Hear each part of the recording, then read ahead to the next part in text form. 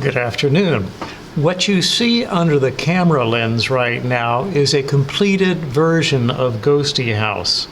This can stand up on its own. I have it lying flat on its back right now. It can stand up on its own, and it can also fold flat for storage and, say, for transportation. And what I'm going to show you now is not the creation of these elements, the ghosties, the pumpkin, the tombstones, the windows, the doors, any of that. I'm just going to show you how to construct the house itself, the foundation for all these other pieces to fit on later on. You can see the roof does come off, so I can fold it flat, and the house does fold flat also, so it can be stored safely in your folder when you're not working on it, okay? Let's get started. To create just the house itself, not any of the watercolor elements that are painted and cut out later, we need a sheet of construction paper, your choice of colors, that's 12 inches in one direction and 9 inches in the other. That's a pretty standard size for construction paper. We also need a 12-inch by 2-inch piece for the roof later on. What I'm going to do is start with the base of the house. And I'm going to go to one of these short ends right here and make a small tab, a small paper tab, the edge of which more or less runs parallel to the fold that I just created. That's important. There's my short end folded. Now let's go to this opposite end and bring it down and match it to this folded edge right here. Matching it, lining it up, making sure the corners are matching, pinning down the two pieces so they don't slip, pulling backwards and creating yet another fold. So that's a fold here on the right and a fold here on the left. When I lift up this loose end, notice the tab is underneath. We're going to put a little line of glue right here, a little bead of glue, so we can stick the two surfaces together. Now, when I open up my glue bottle, I squeeze it, and I can hear air coming out, and I can see a little bit of glue coming out. That's good. That means the end is opened up. If air can come out, glue can come out. And I'm going to make a little line of glue. And a line of glue, a line of paint, is called a bead. So I have a little thin bead of glue right there in the middle of my tab. Now I'm going to bring down this other end, match it with my tab, press so the glue can begin to soak in and adhere, and you see what I have now, the two edges glued together. Now I have two folds, I need two more. So what I have here, I have a small piece of scrap watercolor paper, and it's 2 inches wide by 3 inches long, and we're going to use those measurements in a little bit. I'm going to lay it down here next to my paper.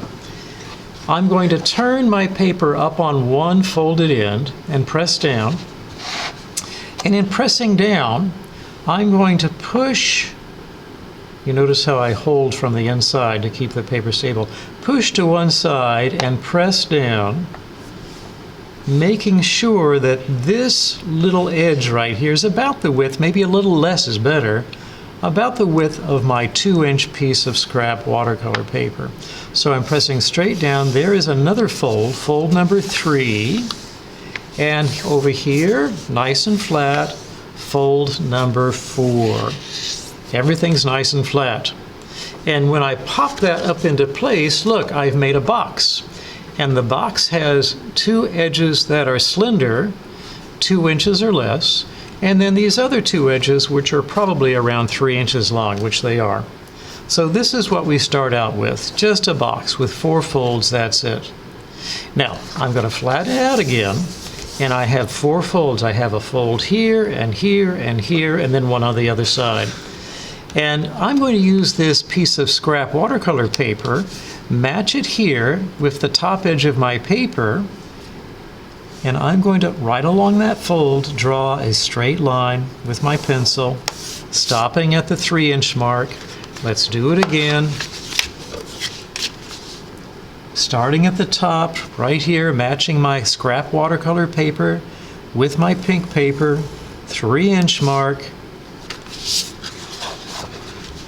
There's another way to do this, and I'm going to show you. Match again the 2 pieces of paper, 3-inch mark. You see how I didn't draw the line, I just put a mark at the 3-inch mark. The fold is the line, if I want to think of it that way. And one more, matching at the top, the 2 pieces, 3-inch mark, and there you go. Now that I've made 4 marks, each one 3 inches down from the top, now I'm going to cut, and I'm going to make 4 3-inch cuts. I like the blades on here because they're nice and long. I'm going to cut a straight cut right along the fold and stop at my 3-inch mark. That's the first of 4. Here comes the second of 4 cuts, 3 inches long, stopping at the 3-inch mark. Here comes the third cut, cutting right on the fold. The fold is a little harder to see now since I didn't draw it dark in pencil. There's my third 3-inch cut and one more 3-inch cut, and I am done with my cutting for a little bit. Now, I have these flaps. There's 2 smaller flaps and 2 bigger. Take the smaller flaps and fold them straight down, nice and even along these outside edges, and make a crease. That crease is right at the 3-inch mark, okay? Let's do it to the other small flap on the other side.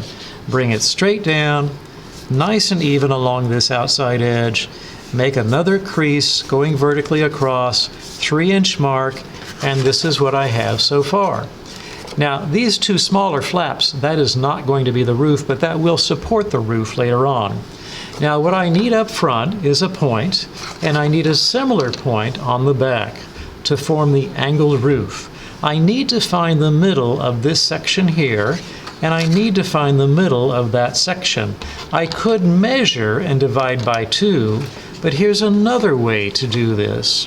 Find these back corners here, squeeze them together, match them up, squeeze them together, make a crease. That's the halfway point there on that side, halfway. Do the same to the other side. Gentle crease or gentle fold back, match the back corners, make a tiny crease, and that crease is your middle point. I'm going to mark the crease with a dot of pencil, mark the small crease with a dot of pencil, because if you don't, it's very easy to lose track. Now, this is a point that I drew in pencil, and over here is a point that I drew in pencil. Please connect those 2 points. Use a ruler. That point connects with this top middle point, and over here, another point connects with my top middle. So there is the angled roof for one side of the house. Let's do it again on the back. Here's one point, the middle at the very top. Here's another point over here on my right.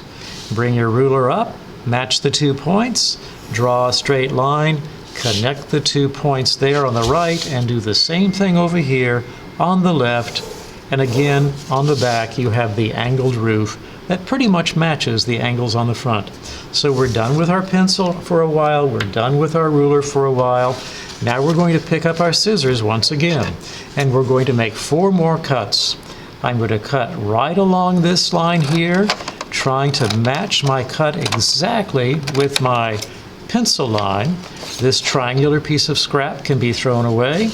I'm going to make another second cut here. Remember, starting right at the tip top of the paper, cutting as straight as you can. You notice my cuts are very straight. That's a scrap to be thrown away on the back side. Again, starting right up here at the top middle point. Nice, slow, straight cut right down to that corner. Scrap throws away. And one more cut. Here I go. Right down to this left corner. Scrap throws away. Here I have it. This is the base for my house. Let's reverse these 2 smaller folds here, or tabs. Let's make these folds go inwards. We're going to reverse them. So fold that one in, fold that one in, reverse your folds. They can pop out again. Just reverse the fold is all. You see how those tabs angle in now. And to make our roof, let's take this long black sheet of paper, which is 12 inches long, 2 inches wide. Let's fold it in half. place it on the very top of our house, and there you have it. That is the base for your ghostie house. Remember, it can all come apart and fold flat. When you're gluing your parts onto this, it's better to have it flat while you glue, but occasionally you will want to stand it up to make sure that everything looks just exactly the way you want it. Now, you try.